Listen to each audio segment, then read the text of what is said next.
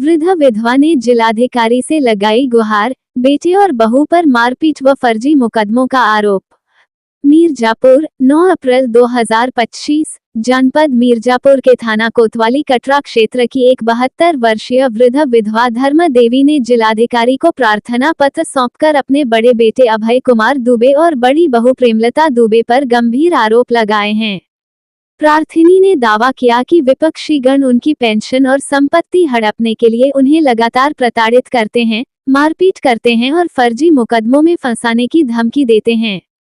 धर्मा देवी ने अपने प्रार्थना पत्र में बताया कि उनके पति राजेंद्र प्रसाद दुबे की मृत्यु अप्रैल 2017 में हो गई थी।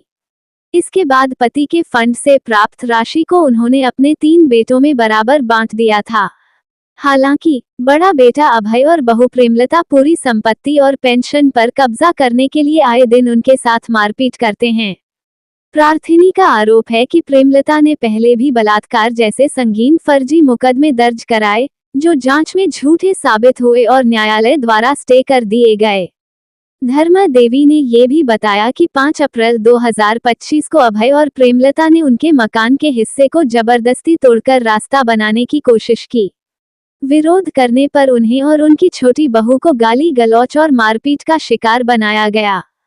प्रार्थिनी ने आरोप लगाया कि प्रेमलता एक बड़ी राजनीतिक पार्टी की नेता है और स्थानीय पुलिस पर दबाव बनाकर फर्जी मुकदमे दर्ज कराती है। प्रार्थना पत्र में जिलाधिकारी से गुहार लगाई गई है कि उनकी और उनके परिवार की जान माल की रक्षा की जाए तथा विपक्षी गण के खिलाफ कानूनी कार्रवाई के लिए थाना पुलिस को निर्देश दिए जाएं। इस मामले में अभी तक प्रशासन की ओर से कोई आधिकारिक प्रतिक्रिया नहीं आई है। अभी सोशल मीडिया पे एक वीडियो वायरल हो रहा है आपके परिवार को लेकर, क्या प्रकरण है वो सारे प्रकरण झूठे हैं। जो सारे आरोप लगा रही हैं वो सारे झूठे हैं। कौन है आरोप लगाने वाली, कौन है? वो मेरी जेठानी है, प्रेमलता दुबे। अच्छा, क्या कहना है आपका? वो जितने भी आरोप लगा रही है सारा झूठे हैं। हम लोगों के घर में हर दिन आए दिन तांडव करती रहती है। मेरी सासू माँ से भी हर दिन लड़ाई करती रहती है। बोल रही है कि अगर तुम लोग ऐसे ही करते रहे ना तो बहुत सारे ऐसे ही झूठे झूठे आरोप लगाकर तुम लोगों को बदनाम करूंगी, तुम लोगों को घर में नहीं रहने दूंगी, तुम लोग अगर ऐसे ही करो तुम लोगों का जीना मुहाल कर दूंगी। वास्तविकता में मकान है किसका? वो मेरी सासू माँ के नाम पे है। लेकिन उनका तो आरोप ये है कि उन्हें घर से निकाला जा चुका है। नहीं, वो अपने घर में रह रही है, उनका हिस्सा दिया गया है। 3 भाइयों में सासू माँ हिस्सा दे दी है उनका। 2 लोग अपने हिस्से में रहते हैं, वो अलग हिस्से में रहते हैं। वो सारे आरोप झूठा लगा रही है, सारे आरोप।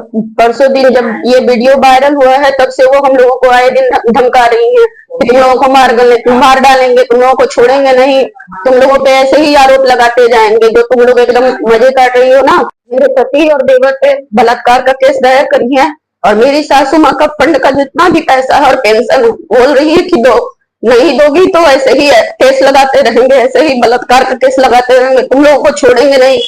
और इसीलिए गली का भी मांग हो रहा है कि गली दो, नहीं तो अब अभी हम लगाए हैं, अब मेरी लड़कियां बड़ी हो रही है तो वो लगाएंगी। अब इन लोगों को ऐसे तैयार कर तुम्ही लोगों के लिए तैयार कर रहे हैं। अगर नहीं तुम लोग ऐसे सुनोगे तो अब मेरी लड़कियां जवान हो रही हैं। अब हम तो ये सेज में पहुंचे, अब लड़कियों को लगाएंगे बलात्कार तुम लोगों के ऊपर।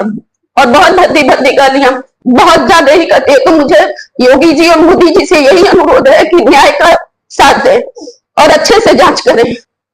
हम लोग एकदम दोषी नहीं है उसका, अगर दोषी है तो हम लोगों पे सख्त कार्रवाई करें, अगर दोषी नहीं है तो उसकी अच्छे से जांच करें। क्या चाहती हैं आप प्रशासन का? हम प्रशासन से न्याय चाहते हैं और ये चाहते हैं कि हम लोगों को पूरा जांच हो अच्छी तरह से। जो आरोप लगाई हैं वो पूरा प्रशासन जांच करे, जाके घर पे जांच।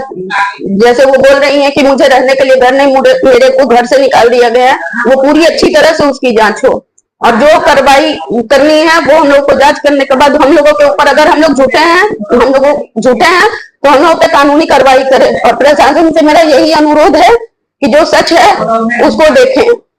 अगर ऐसा ही चलता रहा तो हम लोग पूरे परिवार के साथ हर मुद्दा कर लेंगे। और मेरे प्रशासन से मेरी यही रिक्वेस्ट है कि अच्छी तरह से जांच करें और जो कार्रवाई हो वो न्याय के रूप में करें। बहू है प्रेमलता, सबसे बड़ी है जी, और उनकर हम 20 साल से बंटवारा हो गया हमारे उनका, लेकिन आज भी और अब पूरे घर पर कहते हैं पूरा घर हमारा हो, तू लोग निकला मन से। अच्छा, घर किसके नाम पे? हमारे नाम पर। अच्छा, क्या कहना है इस विषय को लेकर उनका? उनका कहना था कि पूरा घर हमारा है, फर्जी FIR दर्ज कराई मेरे दोनों लड़कन पर कि बलात्कार करें, झूठ मूठ का जबकि सही साबित हो गल तो खत्म हो गल केस, लेकिन फिर से लगा होता कि ये लोग बलात्कार करे। हम खाली दबाव डाले में कि हम पूरा मतलब संपत्ति हमार हो और ये लोगों का कमावा हुआ भी संपत्ति हमारे हो, जो ये लोग कमाता है वो हमें ही चाहिए।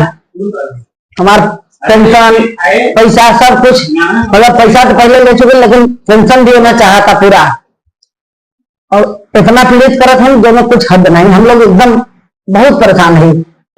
माता जी, इस मामले में आपकी बहू का आरोप है कि अब उनको घर से निकाल दिया गया है। झूठा कहा था। 15 साल पहले से उन्हें घर दे दिया गया, अपने हिस्से में है 5 फुट ज्यादा देगा, मेरे दोनों बच्चन से 5 फुट ज्यादा देगा, हमके लोग भी नहीं छोड़ेगा 1 फुट, और घरे में है कभी कहीं निकाला नहीं, बल्कि हमारे के निकाले के चक्कर में है।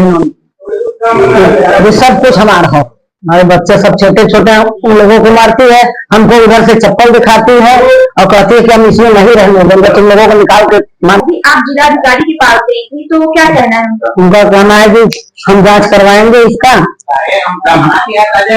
आप क्या चाहती हैं? हम चाहते हैं जहाँ तक हमारा है, हमारा इधर बंद हो जाए, उनका उधर बंद हो जाए, अपने तरफ हो रहे, हमारे तरफ हम लोग रहें।